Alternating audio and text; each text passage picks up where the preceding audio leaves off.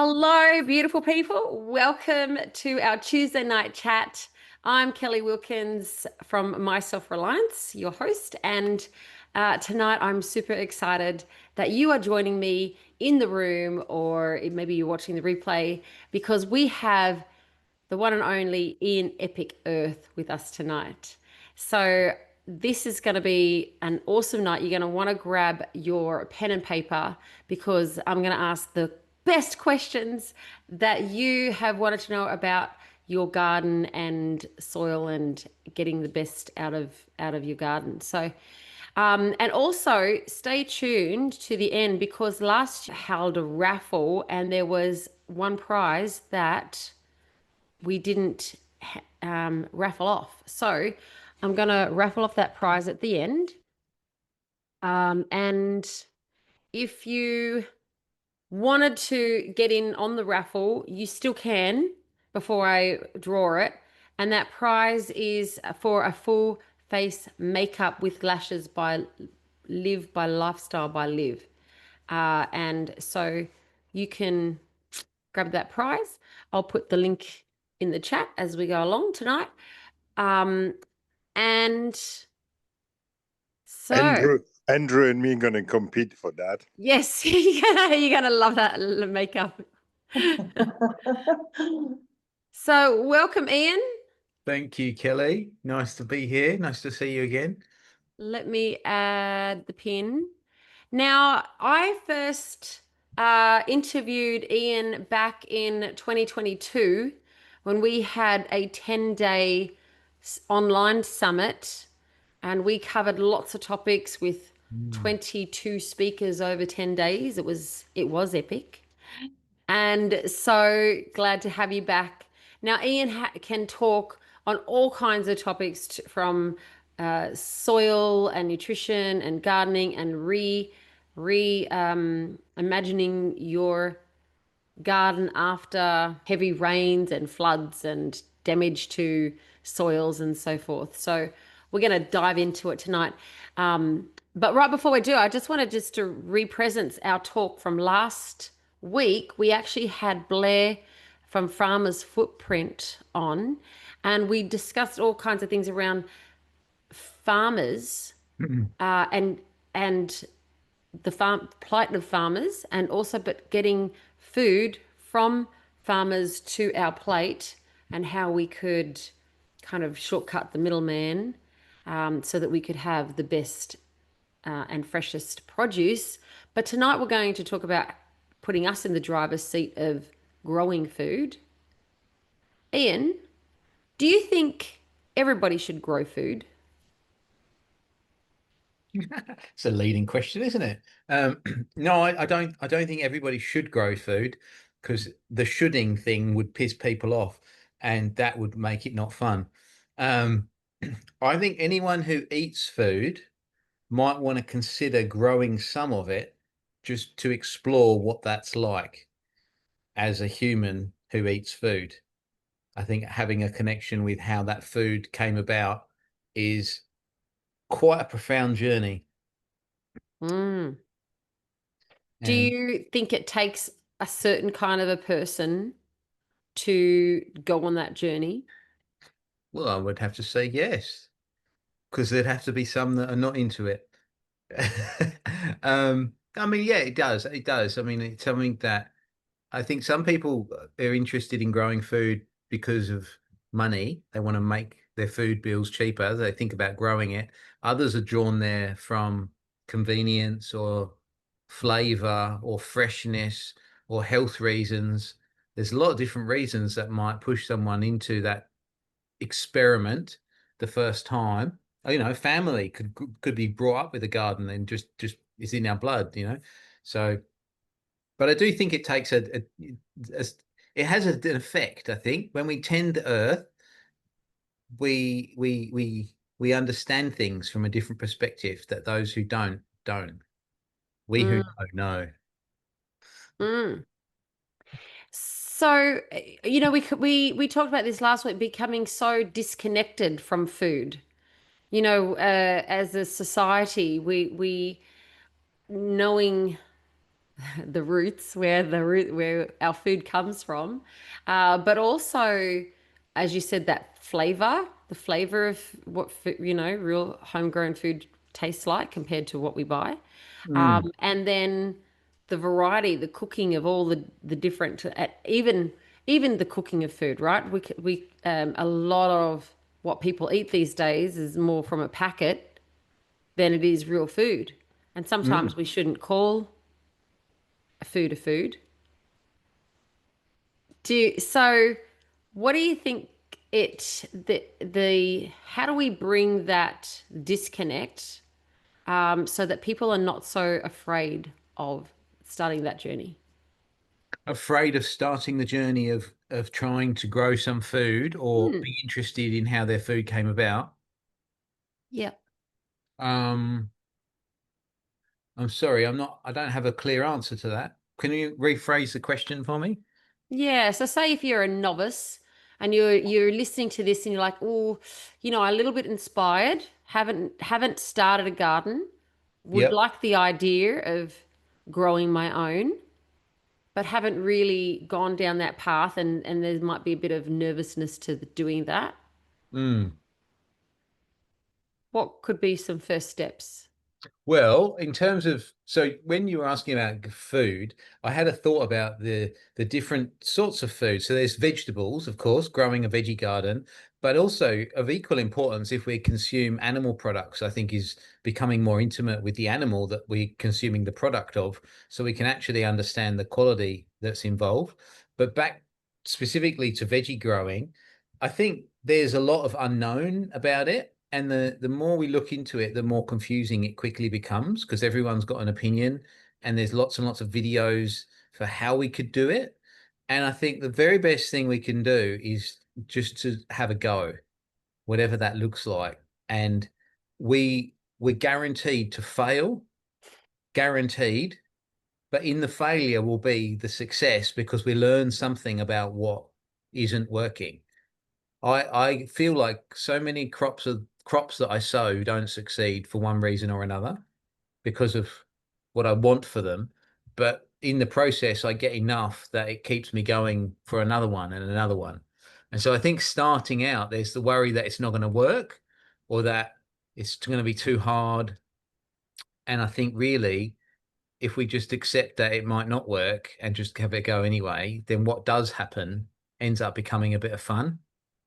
And it doesn't need to cost money. It could just be one plant in a pot that we just look after and water and care for, put in the sun, bring it in at night. Like that's the journey. That's where it starts. I reckon for anyone that's nervous or not sure, just start with a pot. That's my thought. And literally just have one plant in a pot and take it from there. If it's basil, make a pizza and put that basil on it, and it'll be the best pizza you've ever had because it will have something special about it. You could get a black and gold pizza from the supermarket and add that basil, and it would lift it a notch. And it makes it a notch closer to real. And this is the thing I think we realize when we start is that so much of what we buy isn't real. Of course it's real, but it doesn't really lacks the vitality and the flavor and the story that comes with what food really is. And so that's where it starts. And so I think whether you buy a pack of seeds and put them in the ground or, dig some soil, I reckon it could be fun just to fork some soil over and watch what happens and watch the weeds that grow because they have an interesting story as well. So, like, it doesn't really matter what we do. I think as long as we start. Okay, great. So, what could we start with? What's some ideas that you can share with us? A place to start. In terms of easy wins, Yes, easy wins. well, I'm a big fan of growing from seeds. I'm a big fan Mhm. because the seedling industry is is it's not very good in terms of delivering quality to the consumer. What we buy as seedling stock is usually, unless you're lucky enough to live in close vicinity to someone who has their own organic seed raising business, then the opportunity there is for really good quality seedlings. But if you're buying them from a nursery, the quality of the seedlings is very, very low, and the quality of the food that we grow with them has already been compromised. So no matter what you do, the day you bring them home, they're never going to be what they could have been. And that's often the case. It's not occasionally, it's often the case. And Gotcha. if you don't know any different, you don't know any different. But it's the sort of stuff that can influence an experience. So if you buy a punnet of tomatoes and you bring them home, you grow them, but they're not that great, you might think that tomatoes are a bit hard to grow, but it turns out that the plants were compromised. So my best recommendation is buying from seed. Start with seed and literally just scratch up the ground and put some of the seed out and watch what happens. There's lots we could talk about with soil improvement and how to improve soil, and all of it comes as another layer of learning. It shouldn't be level one that we talk about that, because it will scare people off with Ah, complexity. It will sound too complex. It's like, oh, we're making a recipe. We just got to throw a couple of ingredients in a bowl. We don't start with the most complex recipe. And so it's all important to start simple, I think. right. Well, let's ask our studio audience. If you, let's say, if you are a really novice gardener and it's just like you very first starting out, maybe you're a number one. If you are a seasonal gardener and you bring in a bit of produce and you eat from a few things in your garden, maybe you're number two. And if you mostly eat from your garden rather than shopping for your fruits and vegetables on a regular basis, you're a number three. So pop in the chat if you are a one, two, or a three. We'll I'm a see. two in this category, just so you know.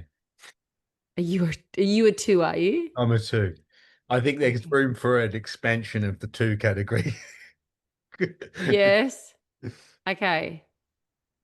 Yeah, Pete grows most everything. Heather's between a two and a three. Kath's a one. Donna's a one. Andrew's a two. Oh yeah, because there's quite a lot in your garden. I'm very much a one. I leave the gardening to my husband mostly. I know soil is your very much a passion of yours, talking about soil. But since we have some twos and threes in the group, can we delve into soil a little bit? Do you have a recipe for good soil? Well, the simplest way I can bring that into a recipe is to say carbon. We need more carbon in the soil. We need darker soils. We need moister soils, free draining soils. We need soils that support biological activity and have the capacity to store minerals and deliver them to the plants. And all of that comes about as a consequence of more carbon in the soil, which can be grown by plants. We literally grow plants to grow soil carbon and keep the residues on the soil. And over a couple of years, we will transform that soil, or we can add carbon to it, like compost and manures and things like that.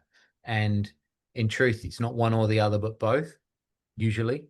Um, adding, getting carbon into soil improves its moisture holding capacity, which does wonders for holding life. And it's ultimately life that we're trying to create the conditions for life to flourish, as much diversity as possible of as many different microbes and as active as possible. And that comes with carbon in the soil. Mm. So are you making, I guess you're making your own compost and that kind of thing. Yep. What's the easiest way to make compost or build your carbon at home? Well, there's a range of composting techniques, and I'm a big fan of less work. I've done the ones of turning heaps.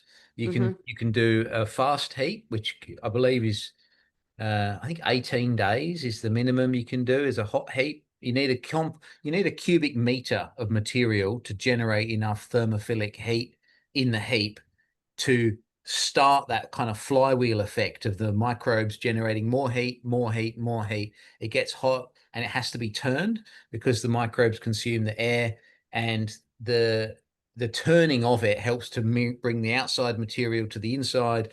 The hot heat's good because it sterilizes seeds, can do if it's turned thoroughly, but it takes a lot of work and you lose a lot of minerals as gases in the process of that heap breaking down. Most noticed by the volume reducing significantly over the course of that time. The more efficient compost heaps are the static heaps that just sit there and are not turned, hence the term static. The challenge with that is time. The longer they sit, the more mature and the more useful the compost. But most people want compost in a hurry and they don't want to wait. And a static heap, we're really talking minimum 6 months, more like a year as the ideal minimum. And then the compost gets better in time. So the static heap design I really like is called a Johnson Sue, which Johnson and Sue are a husband and wife team in the States who developed their own style of compost heap, which is basically a wire ring with some normal 90 mil downpipe. I've experimented with larger ones. The larger diameter is actually better. Having a ring, literally a meter diameter, meter and a half high, and you have these pipes that you position in the ring before you fill it with compost, and you fill it with compost, or you fill it with wood chips and composting materials. You fill it completely full in one session, and you jam in those pipes. And the point to the pipes is then when it's ready, you remove the pipes, and that leaves permanent air cylinders in the compost so that none of the compost is actually that far from oxygen, so that it enables an oxygenated process, an aerobic process for the breaking down of that material. And the Johnson Sue is no work once you've built it. You just leave it and walk away, and it produces the best compost that I've found. So that's the technique I use. But for me, composting is a secondary thing. I think garden waste is great to throw in the compost, the bulky stuff. And if I'm not in a rush for compost or not trying to make the best compost I can, I reckon just throwing it in a heap is good enough. It's quite amazing what you can achieve as long as you don't pile up too much green, slippery, slimy, too much wet material. As long as there's enough dry materials, it balances out. But worm farms are my favorite for fertility. For me, the compost is about cleaning up the garden waste, for organizing and making sure I'm reusing everything. But the worm farm is the powerhouse of fertility. Wow. Cool. Lots of great tips there, guys. Hey. Love that. Johnson and Sue. Yeah, that's I haven't heard of that one before. I'm just adding it in the chat. That's awesome. Johnson Sue is their Sue. name. Johnson SU. Got it. And so we've just hit spring. What's on the planting menu at the moment? It's a tragedy, Kelly. It's a tragedy. I'm moving. Well, okay, maybe not for And yourself personally, but what can we and all be planting? oh, okay. Well, here in the subtropics, this is the window for gardening. Most of us have a desire for temperate vegetables. Our colonial history has us hungry for temperate vegetables like carrots and broccoli and zucchinis and onions, and not many of them really grow well in this climate. This climate's for other foods. So for those of us that are rigid and determined to grow those kinds of foods, spring is the best season of the year because we get the temperatures and the weather that really does support those temperate foods. So most of us at this point in the year, I think, are pushing the temperate annual vegetables, and really Such great time for as sowing carrots and mm, getting salad greens, and the fruiting things can go in now. I think where we are here on the North Coast, I think it's a good time to get tomatoes and zucchini and corn and melons in. The sooner the better. Because that'll be perfect during summer to be harvesting. Yeah, the sooner they go in, the better. I had this recurring experience where late spring, I wish I'd done everything earlier. I wish I'd done things a month earlier because it actually would have been great because they would have been more advanced and I would have had watermelons for Christmas. Instead, I end up waiting into the new year when the weather often turns and we get much wetter weather, and that humidity makes it a challenge for some of the kind of things that I'm wanting to grow that are much more suited to temperate climates. Mm. And also being out there working is much more pleasant now than another month or two down the track. Absolutely, yes. Yeah, I think the trick is getting out in the mornings and the evenings, not being out in the thicket. Yes, perfect. And what are the common mistakes people make? Hmm. What are the common mistakes? I think starting too big, Mm-hmm. and I have to admit that I'm still suffering from that one. I still have more land than I can keep up with. My ambition for the things I want to grow is always more than the time I've got for it. So I don't know that that's a newbie mistake. I think I'm still struggling 20 years in, and it seems too easy, doesn't it? Having greater ambition than time. I think it is. I think especially if you have space, I think you go, I could have rows of food. Yeah. Hmm.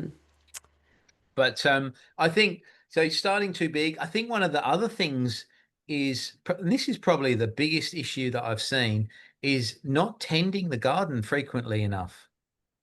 Like what I noticed with my garden is that when I'd say I do a full reset, I clear a bed, I prepare a bed, and I plant out seedlings or seed, whatever.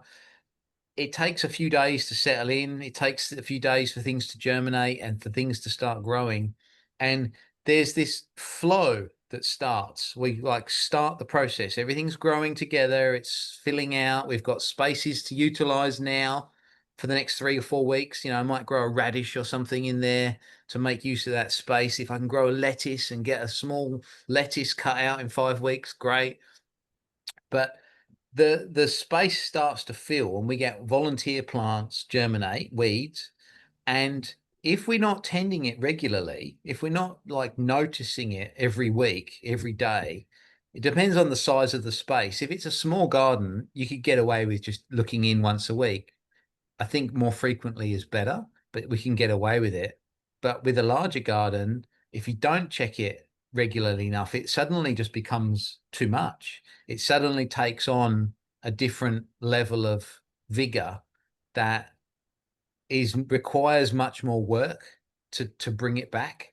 And that can be really disheartening, especially when we're in a time where none of us really have a whole lot of time spare. Even if we enjoy being in the garden, there's always other things we could be doing. So I think not tending frequently enough causes things to grow out of whack. And then we end up investing more time in trying to bring it back and weed it when it could have just been a simple snip, snip, snip. Instead, it's like a few minutes of weeding, and it becomes more work because it wasn't done soon enough. So I Hmm. speak from experience because I've been out there today thinning some things, thinking I should have done this last week. It would have saved me time. Yes. Even that 1 week made a difference. Yeah. Yeah, Yeah. to be specific, I grow a lot of things from seed. I find that very satisfying. And so when I do a new bed and I've sown in, I might have 30 different things grown in a 4 meter by 1 meter patch. And the first 2 or 3 weeks, very little's happening. Very little. It's easy to ignore it. But then suddenly, week 3 to week 4, if I was away that week, it would suddenly just, because every seedling is growing that much every day. And you imagine there's a whole lattice of seedlings all just expanding a tiny bit. And as they expand, suddenly it goes from empty to it's full. And then they're overcrowding each other. And unless I've planted the seeds perfectly and the spacing's perfect, which again, a new beginner mistake, sowing seeds too thickly and then having the job of thinning them out, totally self-induced. And I still make that mistake with carrots almost every time I sow them, but it just is what it is. I'm still learning I slowly. know you love carrots. I do. Yes, what is do you now, because you have a story around the carrots, why carrots are your favorite? Do I? I don't remember. I do remember that you about the story about how being able to grow a straight carrot Yeah, is growing good carrots is an achievement. yes. I grew up in a garden that had very stony ground, so carrots inevitably didn't grow very straight. And yeah, in my later life, I've been enjoying growing carrots well. That's been a bit of an achievement. So yeah, I do have a love of carrots, I must admit. Yeah. I'm going to ask the wrong questions now because I'm a novice. Um, what do you want to tell people about your journey in gardening and soil?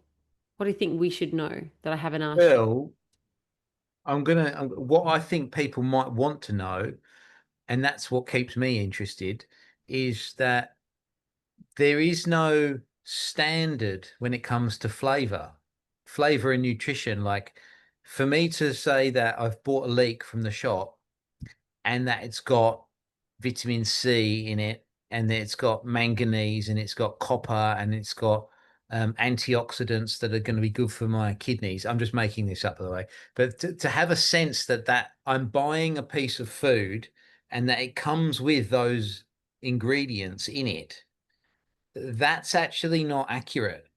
There's so much variability with food that it's like picking a human and saying that's the right human. To say that someone who's got dark hair has, that's the right quality, and someone who has blonde hair is that's not the right quality. It With food, there's so much variation that we're really seeing um, a dramatic difference with the kind of experiences we're having with food. So the food that you buy from the shops is extremely varied and is usually extremely low in the things that we value it for, that we think it's high in, that we think we're buying it for.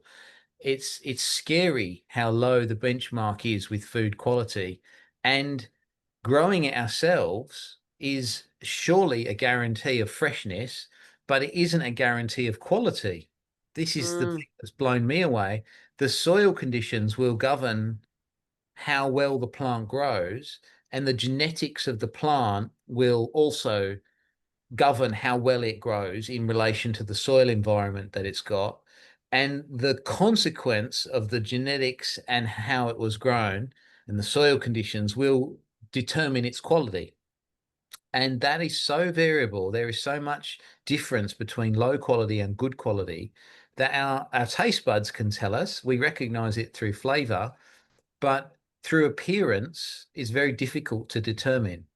And consequently, a lot of the breeding that's gone on with commercial food has been to favor appearance and transportability, not flavor and nutrition.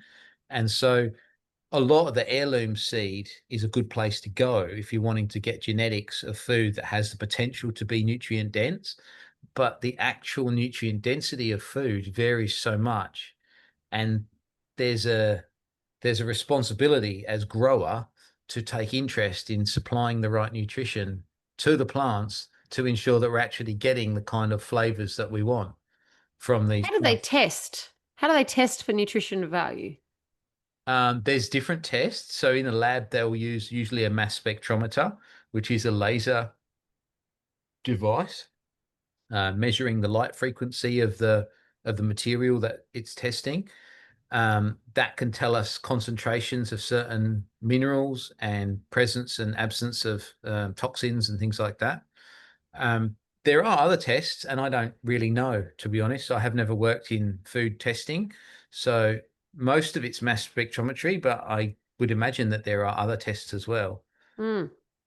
So our best test is really our taste. Yes, it's amazing. Like our taste and smell are actually so sophisticated that we can detect massive differences or subtle differences, more to the point. Um, I mean, these have evolved. Our olfactory senses have evolved to guide us for our nutritional choices as wild humans foraging in wild lands. We've learned to sense what is food and what's not. And it turns out that we're still very good at that when foods have not been hijacked by fats and salts, um, the kinds of ingredients that are hiding low quality food, actually. See, I used to do that test. You'd go along and you'd smell an apple or smell a mango. I'm like, if that smells good, yes, eat that one. If it doesn't, no, put that back. And so Mm-hmm. that is really a good test still. Is keep with what you know tells you eat that. Yes, absolutely. There is a test that we can do quite cheaply. There's a little device called a Brix meter. That's Brix.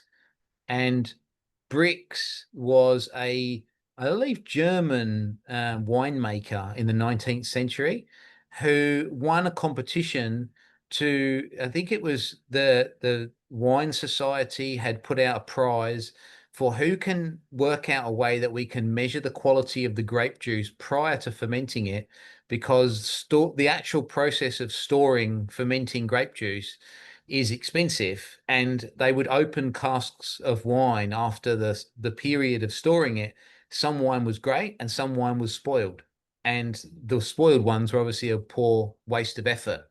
And so there was a prize put out to who can discover a way of measuring the quality of the grape juice before it goes into storage so that we don't waste as many barrels. And this guy won it, Brix, and he measured using a refractometer, which is just a little tube. Imagine like a toilet roll, and the light comes through and it just reflects off a little mirror.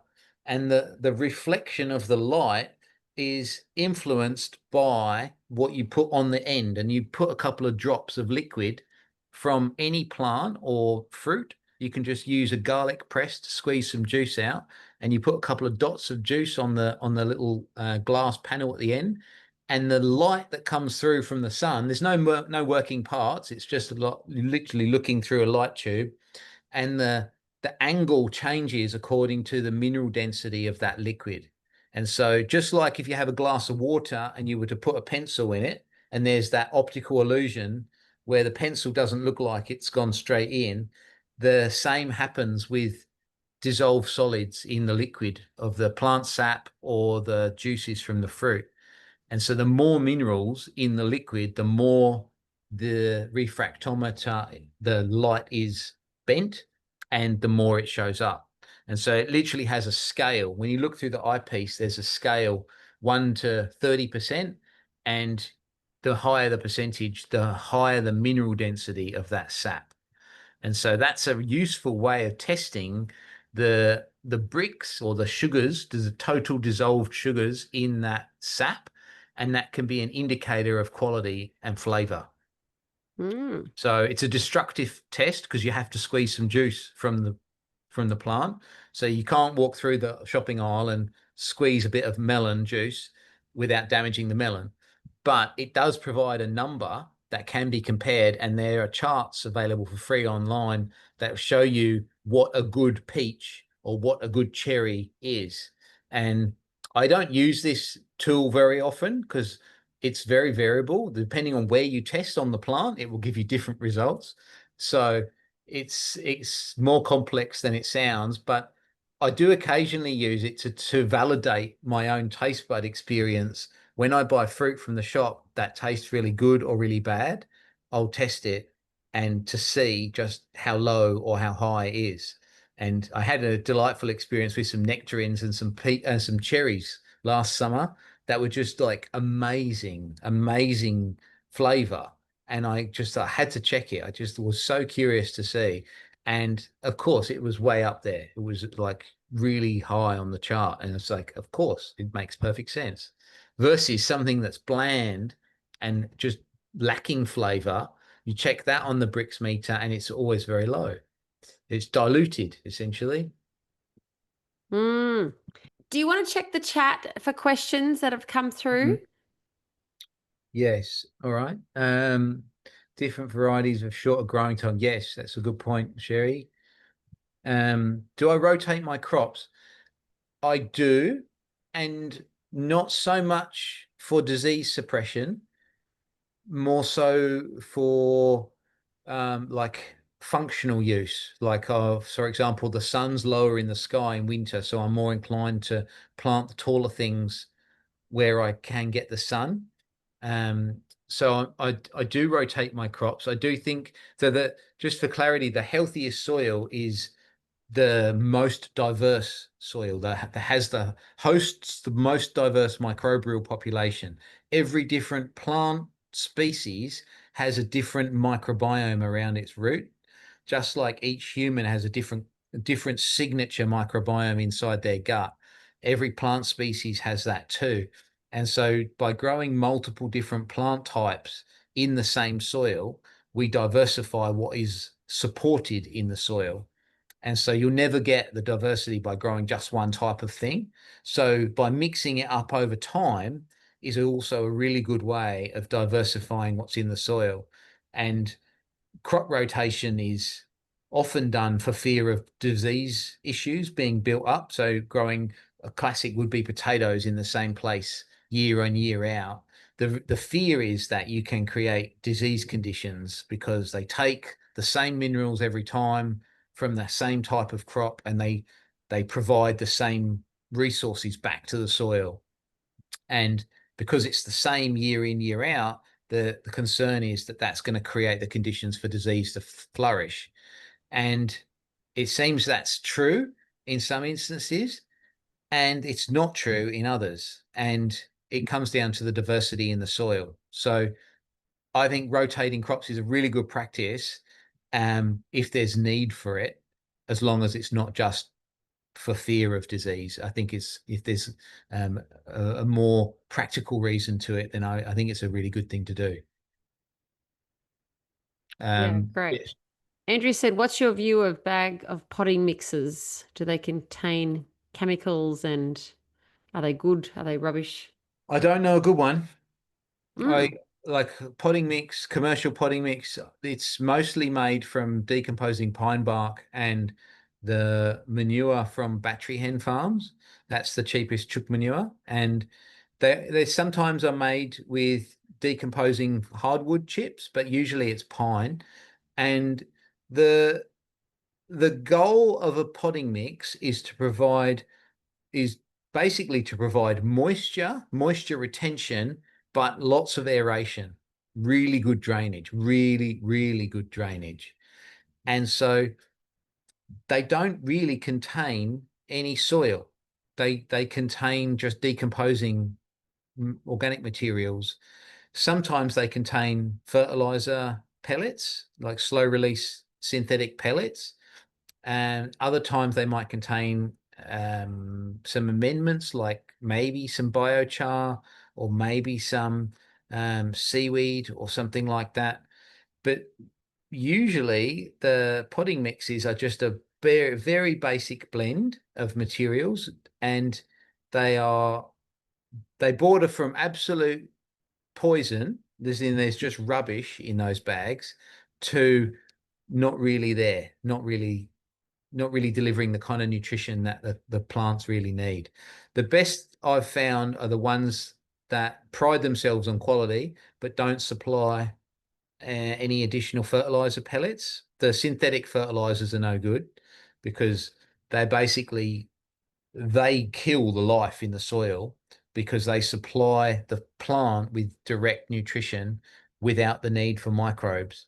And so the plant is saturated with soluble nutrition, and it can't culture the relationship of exchange that it needs with the microbes around the roots, how a healthy plant would get minerals. And so those pellets essentially keeping the plant sick. They're keeping it weak. They're providing mineral nutrition at the expense of immune health. And so I would get the best quality potting mix possible, but not with any pellets in it. And that could be a really good base, especially add some real soil to it, some clay soil or some nice soil. if you can add a bit of soil to a potting mix, it will transform it into something a bit more durable. I'm not aware of any human waste or sewage treatment plant waste in potting mixes, but I wouldn't be surprised.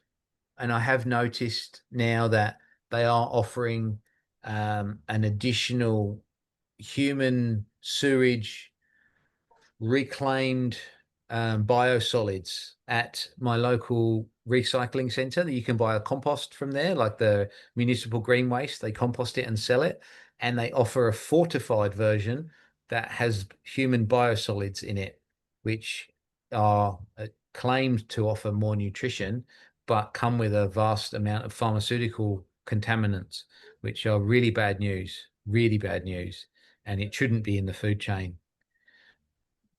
And the Yeah, sewage wow. research supports it, so there's no excuse. Next question was, where do you get your seeds from? Yeah, so I'll get just heirloom seeds from anywhere online. Diggers are good.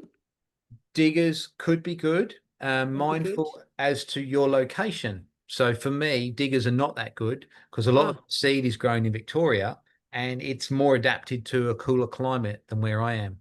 So the thing about buying seeds is, if I was to buy, Jolly Roger corn, that Jolly Roger corn could have been grown in Queensland or it could have been grown in Melbourne, and it's still the same type of corn. But if its most recent generations were in a colder climate, it's going to have more adaptation for cold. And I might find, if I buy a pack of that corn and bring it up here, that it doesn't perform that well. And so for me, the seed question really comes down to start local. Ideally, start with the most local seed possible. And I would always check my local seed saver group to try and get the best seed I can. Ideally, home saved seed you'll get so much more success, like 100% germination versus 70 or versus 60. I find packets of seed that I buy usually quite disappointing. And I look at it as a process of having to grow it here for first generation once and save the seed to then have any expectation that I've got a good quality seed only once I've grown it here. So I'll buy my seed from anywhere in Australia, regardless of climate, but my bias will be for climates most similar to this. And I'd also try and buy as many different packets as I could. So if I was going to grow a type of corn, I might grow 3 or 4 types, or buy it from 3 or 4 companies and mix them all together. And that way you get more genetic resilience in the crop. So yeah, I wouldn't buy any GMO seed, and I'd make a point of avoiding it because I want to save the seed and I don't want to get genetics into it that I wish I didn't have. So yeah, seed's really big. Heather said, what do you think of mushroom soil? The mushroom compost that you buy from a landscape I see suppliers, that. is that what you're thinking? I'm not super impressed. I think it's good mulch. Think of it as good mulch. It's sold as compost, and it's not compost because it's not composted yet, but it is rich and it can be quite alkali. It can be actually still hot and composting, so it should never be used fresh.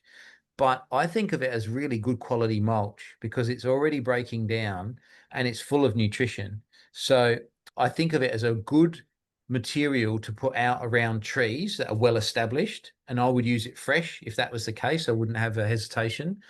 But I would use it much more carefully if I was using it around seedlings or smaller shrubs.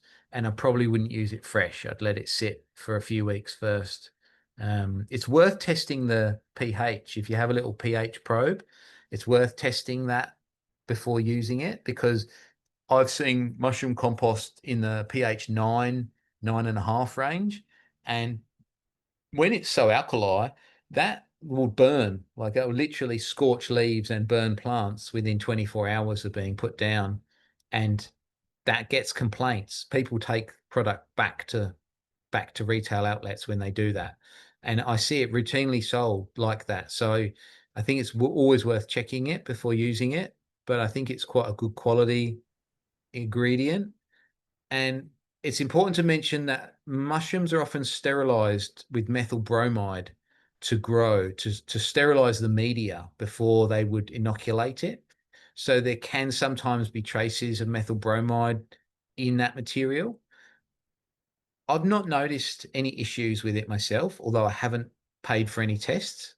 I noticed mushrooms growing from it, which would tell me that anything like methyl bromide residues must have broken down at that point. So it is a consideration though.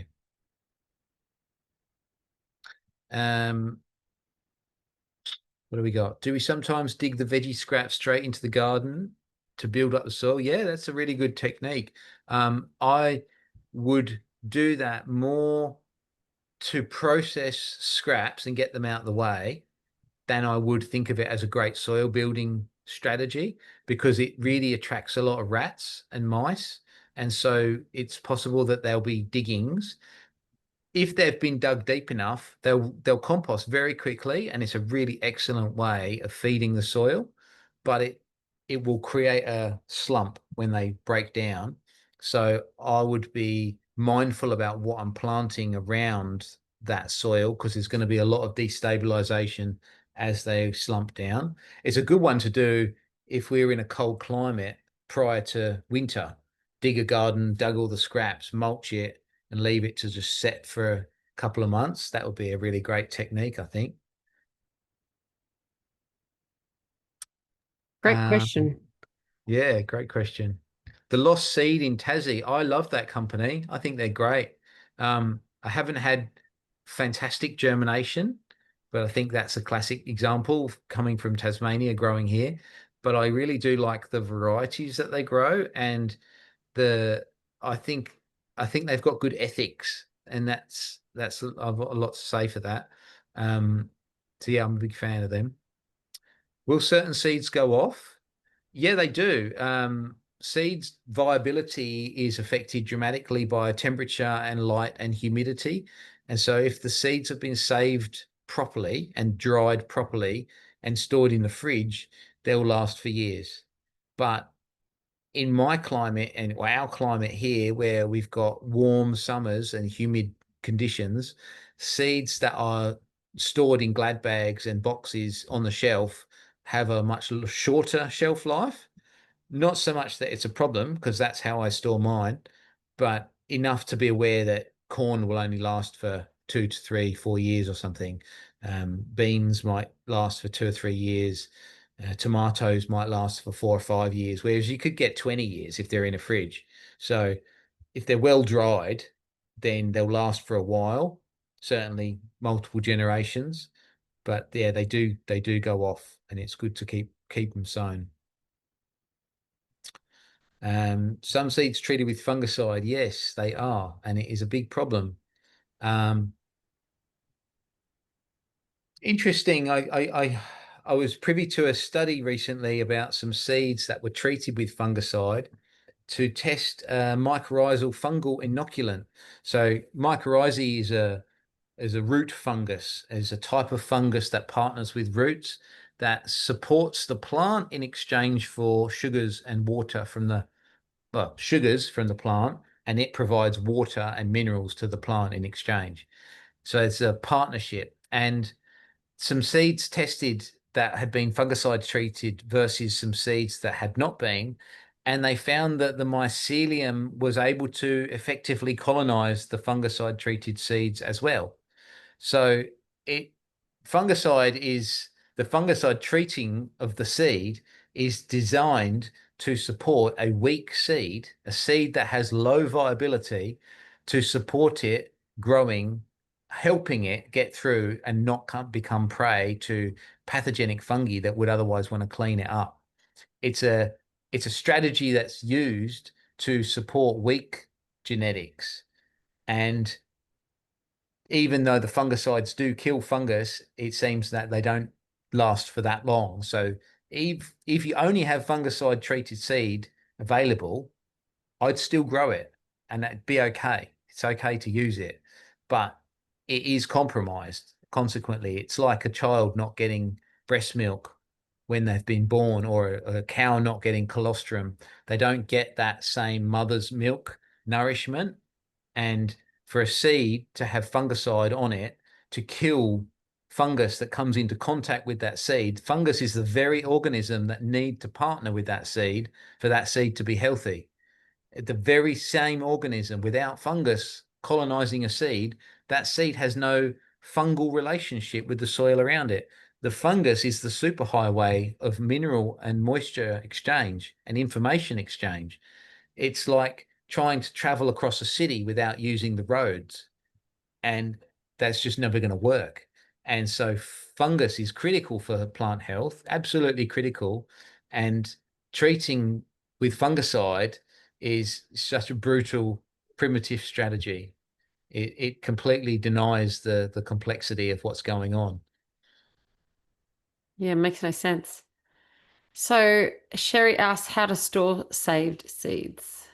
Yes. Or even when you're saving, do you need to dry them out first, lay them on paper towel and let them sit for a couple of days and then package them up? Yeah, I think it's a whole process, and it's worth speaking to the way that they're saved.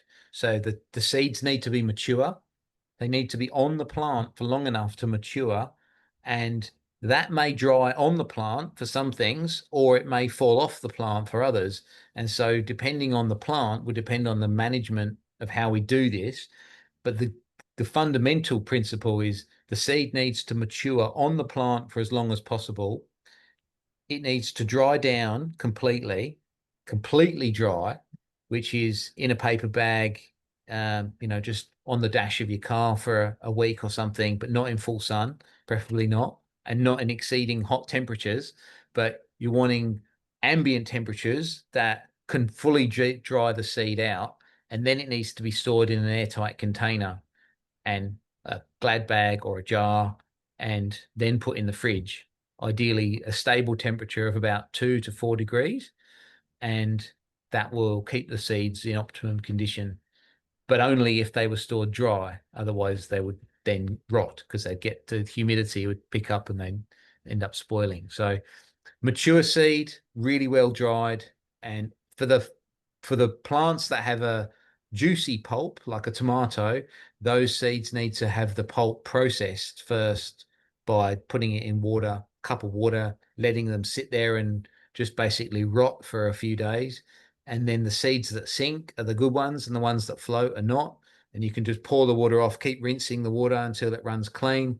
And then when that water's clean, you can just pour them out on a plate, let them dry, and then you can scrape them up, and there's your seeds. But they just need to be super dry before they're put into packets.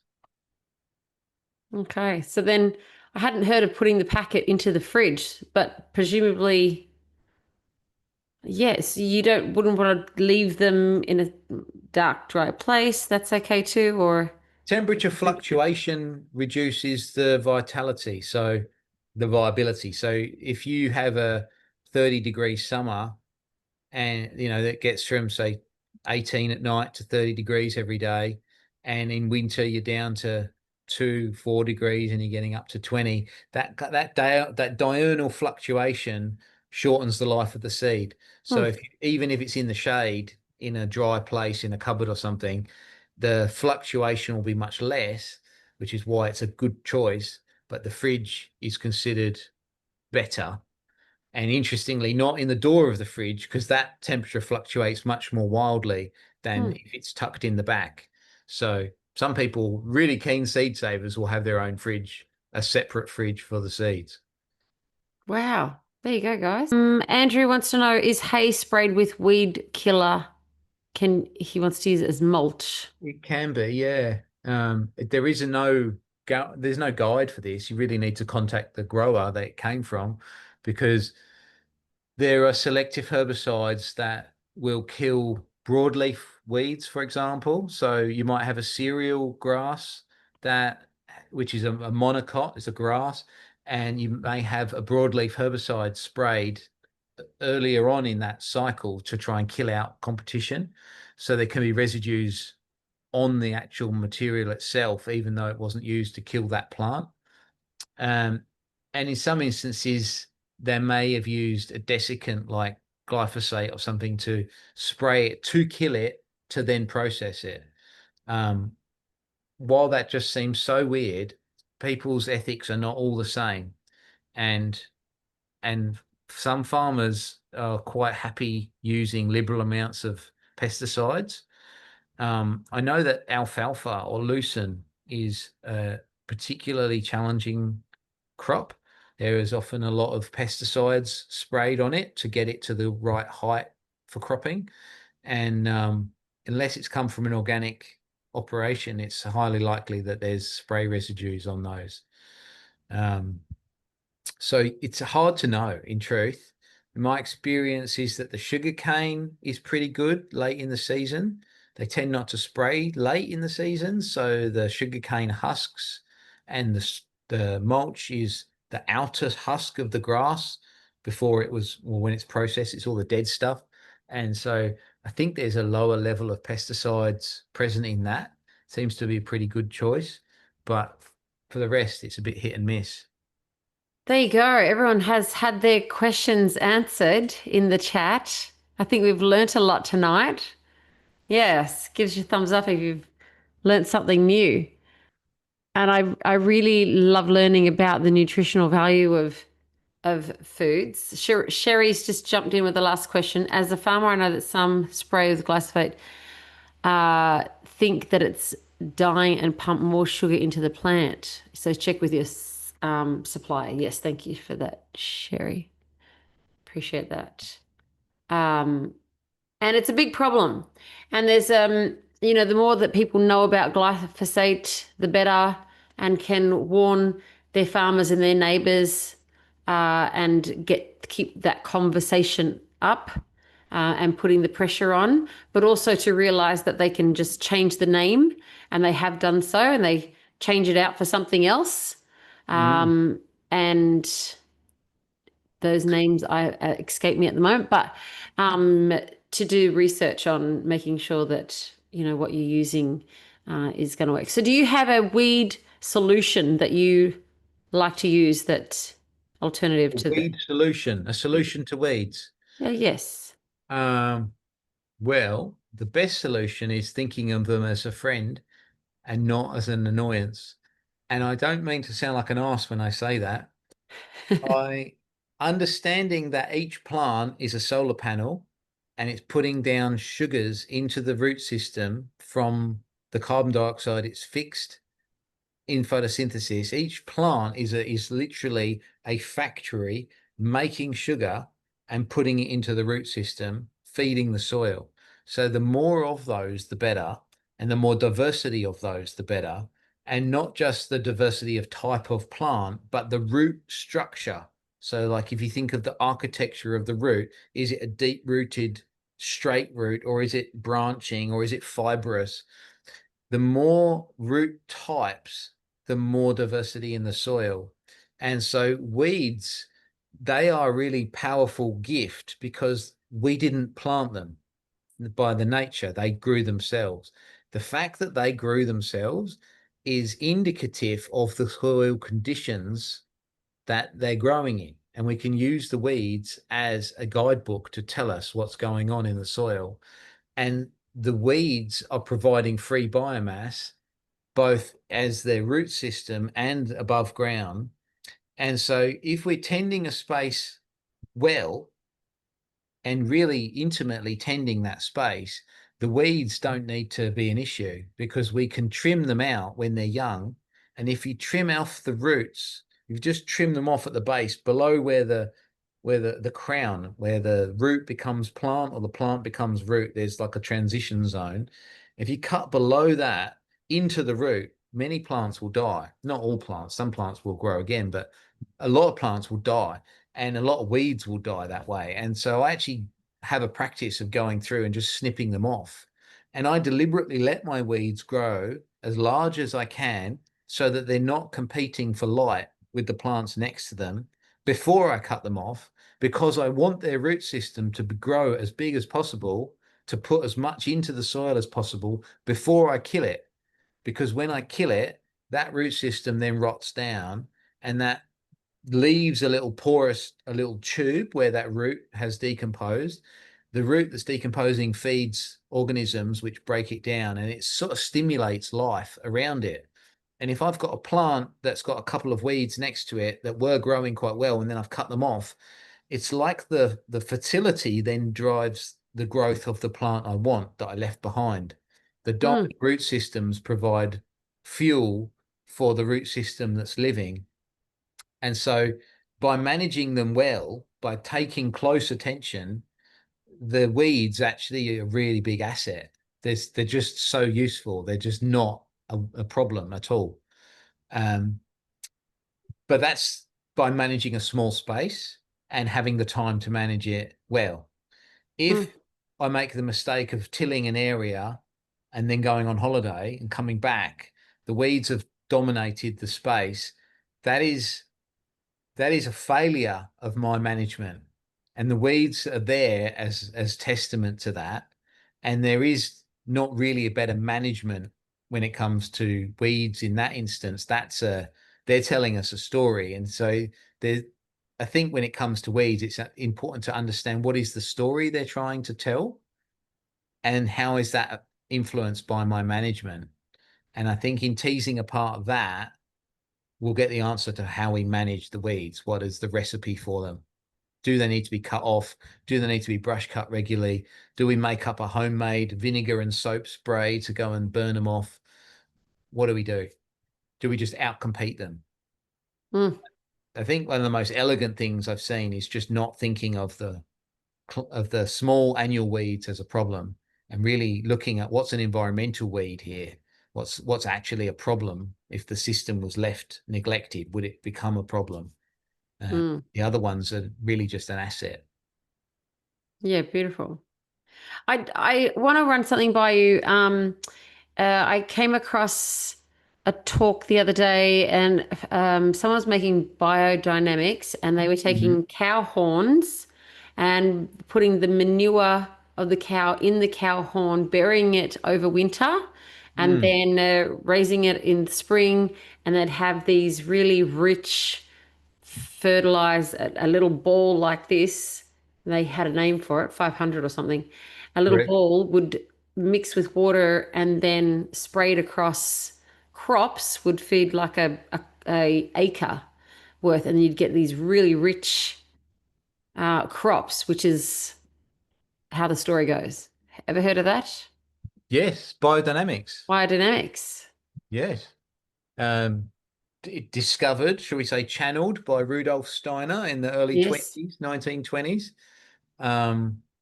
He wasn't a farmer. He actually channeled all this information, but kind of ran it to the farmers and said, "What do you think?"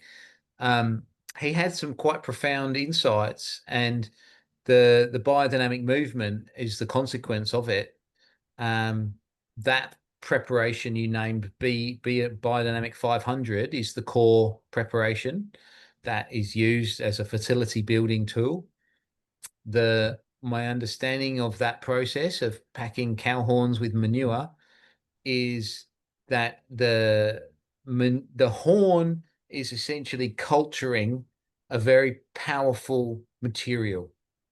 The biodynamic people explain this as the horn's conical shape collects astral forces and focuses them in a concentrating way. The manure has to come from a lactating biodynamic cow from the same property that is being done on, has to be local, and the product at the end is basically pure humus. So it converts the manure into pure humus, which is just a spongy clay-like. It doesn't smell. It just feels nice. If you smudge it on your fingers, it stains because it's just so fine. The particles are so fine. It's quite a lovely substance. And what that substance does, the reason it works to dilute it to such obscenely diluted concentrations, literally, I think it's 1 gram to an acre. That material is diluted in water and it's stirred. There's a process of stirring to activate it. through stirring in a vortex as fast as you can go and then reversing it back. And Steiner's understanding was that the vortex concentrates energy and the vortex reversed creates chaos, and then it concentrates energy again. And so there's that reversal is how the material is activated, and that activation seems to impregnate the material with a vibration that's kind of like a music. If you imagine a party and that all of us are at a party, but there's no music, it's a very different atmosphere than when music starts to play and we're all enjoying that music. It creates a pattern or a flow that helps us move in a more coordinated way. And it seems that's what happens with this material. The activation harmonizes the vibration of it. I actually looked under a microscope at this, by the way. I've done this myself, and it really does work. And I looked under a microscope at the bacteria before and during and after the stirring. It takes an hour to stir, and they reckon it's better to do it by hand as to bring your conscious presence to it rather than use a machine. But for commercial reasons, it's just too big a requirement, so they have machines that do it.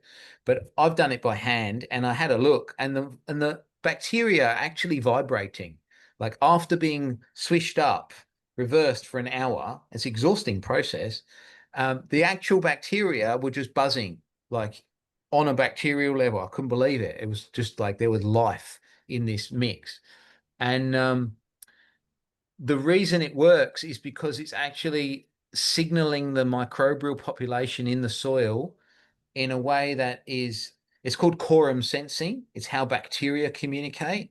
It's how organisms can know whether or not how they can organize themselves, essentially, how a virus can get into a body and coordinate itself to induce sickness, or how a bacterial pathogen can reach critical numbers of individual organism and then induce sickness as a consequence. Like there's an intelligence here of how they communicate that we haven't understood, and it's been identified as what's called quorum sensing, which is kind of like there's an exchange of information between these organisms that they are sensing the presence of each other, and when there's adequate numbers, they know it, and then there is an adequate quorum for them to have an effect.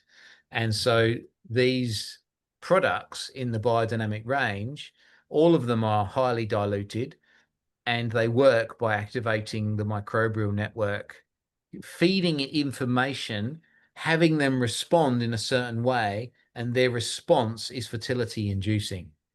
So it's quite amazing. It's quite a curious thing, and it sounds so hocus pocus. All of the preps are so out there that it really challenges anyone. Yeah, it gets really out there. But I actually see consistent evidence that they work, Yeah. research evidence. And why not? If it's going to work, I'm all for a hocus pocus. Yeah, Yeah. How exactly. beautiful. I love that. Well, I have absolutely loved our time together, Ian. I've got a And book. Sorry to interrupt you, Kelly. Someone's yes. asked for a book on indicator weeds. Oh, Um, there you go. He's looking after you, Sherry.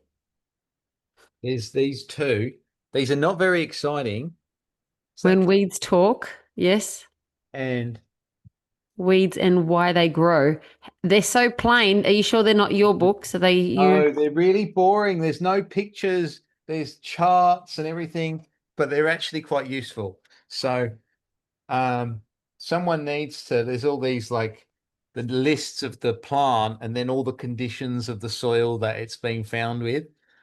It's really quite technical, but they are quite useful. cool. I'd just start with Googling though. There's some great information these days on just indicator plants, looking at what weeds are indicator plants. They can tell us a lot. Yeah, amazing. Amazing. Well, I'm really sorry that you're not going to be at the summit, Ian.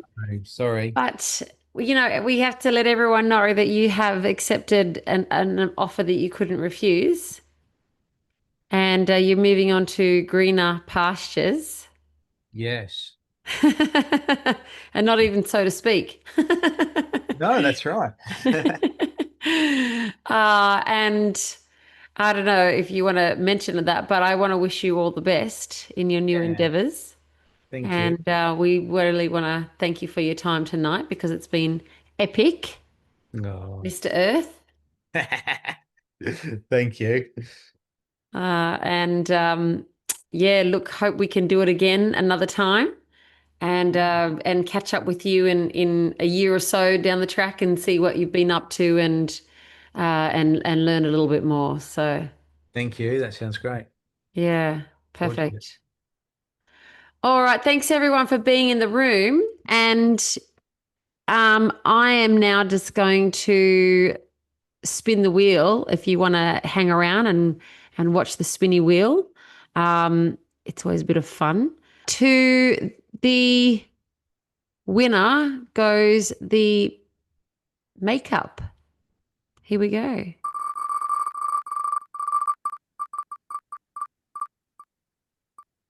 And it's Andrew Logan. See, he's going to love that. Or he's going to love sharing that. Who knows? But I will get in touch with Andrew to let him know that he has won. Not the Andrew in the room, unfortunately. What were we going to do with that?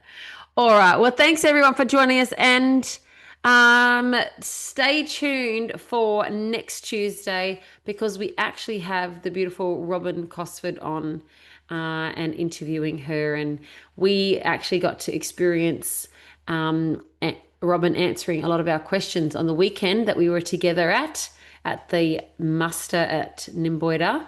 But I'm sure there's so many more health questions that we can ask and so much more of a deep dive that we can take. So we're grateful that she can come on and chat with us next Tuesday. So if I don't speak to you before, have a fabulous week, and we'll see you back here in the chat room next Tuesday.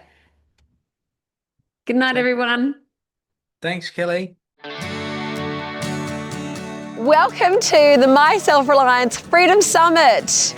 It's so good to have you here. We have had a cracker of a weekend and it's not over yet.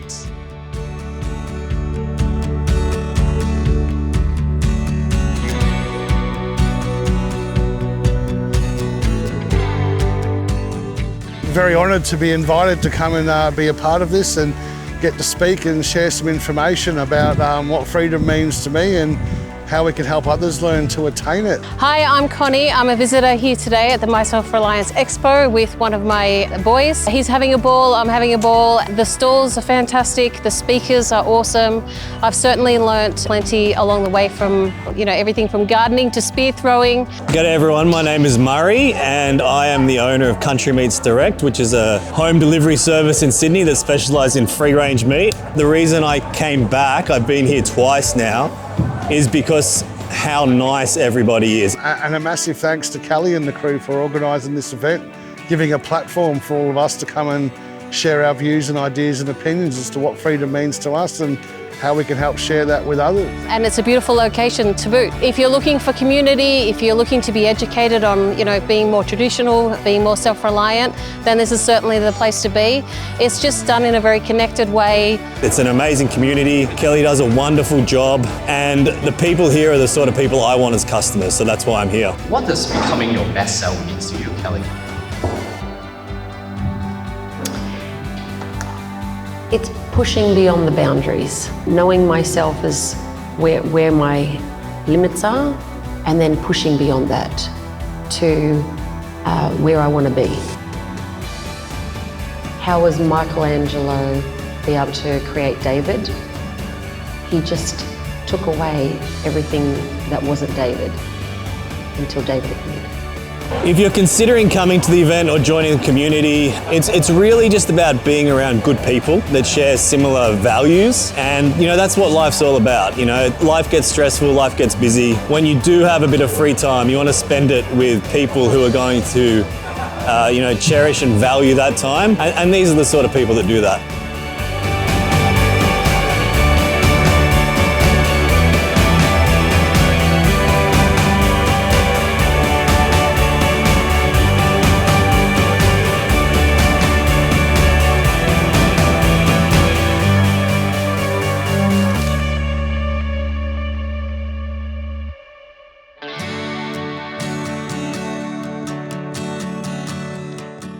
If you are a community group, these events are gold and worth their weight in gold to come and attend. You get to connect with other like-minded people. Great event. My Self Reliance. If you're not here, we'll see you next year. At My Self Reliance, we're all about bringing communities together. Every month we like to hold workshops to teach you how to be more self-reliant. But if you're not in Sydney, you could be missing out. We're going nationwide. We're teaching you how to bring My Self Reliance to your community. So if you want that too, reach out to me. I'm Kelli Wilkins from My Self Reliance.